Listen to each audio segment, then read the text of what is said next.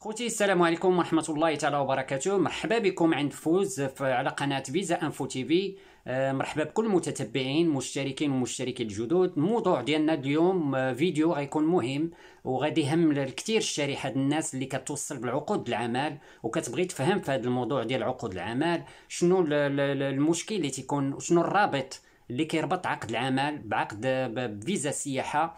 لان كاين اللي كيتوصل اول مره بعقد عمل ما عمرو دفع فيزا سياحه، وكاين الاغلبيه الناس دفعات بملف السياحه وترفضت ليها الملف ديالها وجاها عقد عمل وترفض لهم العقد العمل.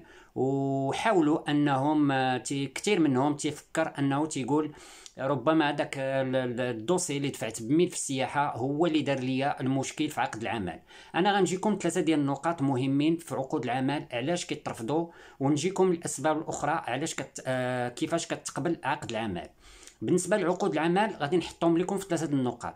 النقطه الاولى ان داك الانسان ملي كيتقدم مثلا فايت دفع السياحه، دفع بملف، مثلا دفع بملف مستخدم او اجير او اي اثبات ديال العمل ديالو وترفضت ليه الفيزا.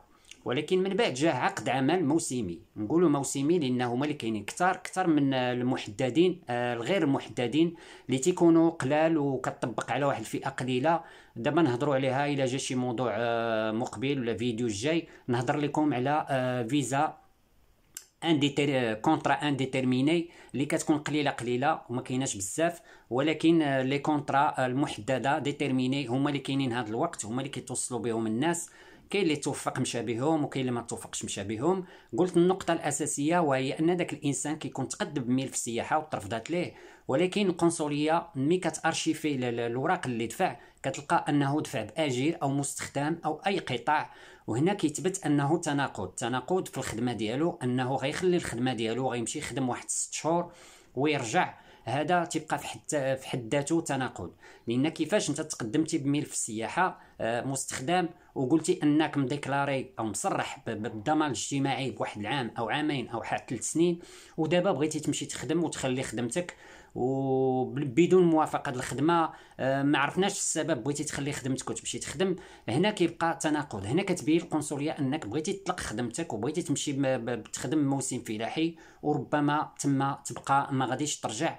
وهذه النقطه هذه مهمه حتى هي كتنقط عند القنصليه وكتخلي ان داك الملف ديالك تيترفض. النقطه الثانيه وهي التوصل بالعقد العمل في واحد التاريخ غير محدد. يعني العقود كتجي في واحد التاريخ وكلشي تيعرف التاريخ ديالها، كتكون فوقاش كتخرج فوقاش كتوصل بها، والمراحل اللي كدوز بها انك باش كتوصل بها من مكتب الشغل، من البلديه، من المصادقات عليهم وداكشي بالدقائق وبالسوايع ديالهم باش كيتعطاو وكيتصيفطوا في الوقت ديالهم المحدد. وخصك تبدا في واحد التاريخ محدد وكيعطيك واحد الاجر خفيف انك تبدا بداك عقد العمل. الور الفئه كثيره من الناس كتوصل بداك العقد العمل كتوصل به بواحد التاريخ فايت عليه الوقت. يعني ربما كاين الناس اللي فات عليهم واحد الشهرين عاد توصلوا بداك العقود العمل، وحتى هذه النقطه هذه كتخلي مولاها كيترفض ليه العقد العمل.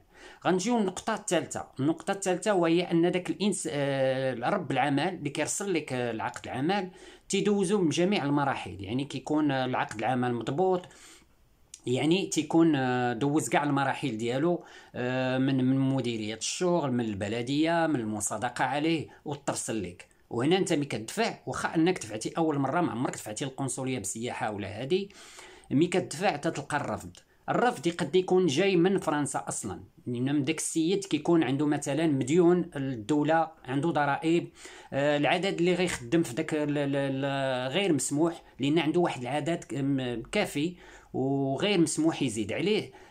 نزيدو حاجه اخرى انه داك السيد نيت اصلا تيكون رسل من قبل ورسل عقود العمل والناس ديالها كسرات الفيزا ما رجعاتش، وهذا كينوطيوه في السيستم. داك رب العمل تيتنوطا في السيستم، واي كونطرا تصيفطات هنا ديالو ما كتقبلش. هذا باش كيخلي ان داك لي كونطرا والعقود العمل كترفض لداك السيد ما كتقبلش. والعقود العمل كثيره، كاين المحدده وغير المحدده، والكثير منهم اللي كيتوفق هما الكونطرادات المحددين اللي كيتوصلوا كل 6 شهور. كيكونوا اكثريه موسميين، كيجيو من ايطاليا، من اسبانيا، من فرنسا واسبانيا قليل شبه منعدمين. ولكن تيكونوا من فرنسا، والكثير منهم شويه تيكون في ايطاليا اللي تيكون عندها العقود موسميه، وزيد على فرنسا. ولكن الكثير من الناس الاخوان طلبوا منهم شواهد فلاحيه باش يثبتوا المهنه ديالهم انهم فلاحه، وجابوا الشواهد واتفقوا انهم يلتحقوا بالعمل ديالهم. اللي تيخافوا منها القنصليه، وهي ان داك العقود الكثير منهم كسروا الفيزا. لهذا بداو كيديروا لها واحد النظريه محدده. حتى الناس اللي كيختاروهم قلال، ما كيختاروش بزاف، وغير قلال محددين. حتى النسبه انها الا بغات تكسر الفيزا ما غتكونش بواحد القدر بحال اللي كان من قبل. دابا كيعطيو شويه د العقود، ولكن عارفين هما دوك الناس اللي غيمشيو بالعقود يقدروا يكسروا الفيزا، ولكن ما غاديش يوقع لهم مشكل بحال اللي كان كيوقع من قبل.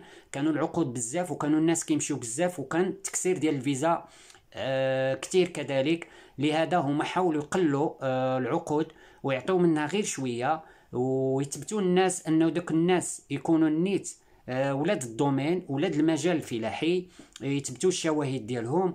وهكذا راه كاينين اللي توفقوا ومشاو هكذا. باش كنقول الناس علاش العقود هاد العام هادي كان الكثير الرفض ديالها، وكاين اللي ربط بها بعقد عمل، ربط بالرفض ديال السياحه. هادو تيكونوا كلهم نقاط داخلين في هاد المسائل. والمشكل ديال السيد اللي كيصيفط لكم من تما، والمشكل كذلك ديال العقود كتوصل في غير الوقت ديالها المحدد.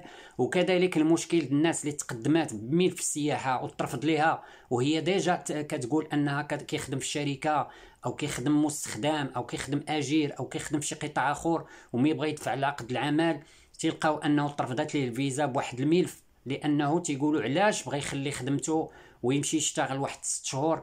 هنا تيولي تناقض. ما هو فلاح، ما هو وداك المجال باش انه يتقدم يدفع فلاحه. هادو كلهم معطيات كتخلي العقود ترفض. في هاد السنه هادي اللي كان الرفض ديالها كتير، والناس كتسائل تتقول علاش العقود كيترفضوا، علاش ما كيتقبلوش. ماشي غير العقود اللي كترفض، ترفضات عقود العمل، ترفضات الدعوات ديال العمل التطوعي، حتى هو كيترفض بزاف. لان العمل التطوعي كيتعطى الناس اللي عندهم العمل بحال غياخذ الفيزا، ماشي انه ما كيشتغلش وغيعطيو عمل تطوعي، ما غياخذهاش. خصو يكون عنده واحد العمل اللي يثبتو، ويمشي في واحد الفتره وجيزه، مثلا قل من 3 شهور او شهر او شهرين، ويمشي يدير واحد العمل تطوعي، وغادي تساعدو القنصليه انه يمشي. ولكن يكون الملف ديالو بحال غيدفع التاشيره، بحال غياخذ التاشيره بلا عمل تطوعي. يعني باش ما يبقاش يقول لواحد انا غادي ندفع عمل تطوعي غيعطوني الفيزا بلا ما ندفع الوراق، بلا ما ندفع هادي. راه ما كايناش هادشي. كاين وراق بحال غتدفع التاشيره ديالك عاديه السياحه، غير انت كتطلب منهم انك دير واحد العمل تطوعي، وتعطوك واحد، كيرسلوا لك واحد الدعوه وكتقدمها هنا مع الملف ديالك تيكون اصلا مقنع وكيقنعهم انك تاخذ الفيزا. تتساهم مع هذاك العمل التطوعي كتكمل لك التاشيره وكيطبعوها لك. هذا باش نفسها الناس اللي سولوني على العمل التطوعي. العمل التطوعي تعطوه الناس اللي عندهم ملف اللي ثابت كامل ومكمول، وكيزيد مع هذيك الدعوه ديال العمل التطوعي وكيتوفق انه يمشي. وكذلك العقود اللي كانت قليله، كل شيء كان هذا له تاثير. العقود مازال غير الواحد دابا ولاو كيديروا واحد النسبه محدده انه ديال العقود بحال اللي كيديروها في الفيزا، ولا كيديروها كذلك في العقود. لان وقع لهم مشكل من قبل كما كنقول، كانوا العقود كيتعطاو بزاف، كانوا الموسميين كانوا هما اللي كتار بزاف، لا في ايطاليا لا في اسبانيا لا في فرنسا. ولكن الناس ديالهم مشاو كسروا الفيزا، وهما يديروا داك التقليل ديال النسبه، ولات كتجيب واحد النسبه قليله. دخلوا فيها بطبيعه الحال. حنا ديما كتكون شي حاجه كيدخل فيها التزوير، تيدخل فيها التحريف. كاينين الناس مساكن اللي شفتهم انا في الشركه لقاو العقد ديالهم مزور، ما عارفينش، جاهم قالوا لهم حنا راه صيفطناه لكم من تما فيه 6 شهور، ولكن هو مزور، رفضوا ليهم. هادشي بلا ما نهضروا عليه. دوك المسائل اللي تتكون مشبوهه، حنا فقط كنهضروا على المسائل اللي كتكون مقنه ومصايبه مزيانه وجايه من برا وتيكون فيها الرفض.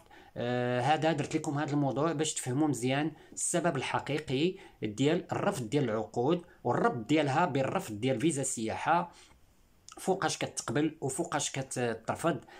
كنتم مع فوز على قناه فيزا انفو تي في. نضرب لكم فيديو الجاي ان شاء الله يكون قيم وجيد، ودعمونا باللايك وبارطاجيو الفيديو، ونتلاقاو في ساعه الخير، والى اللقاء في مناسبه قادمه ان شاء الله.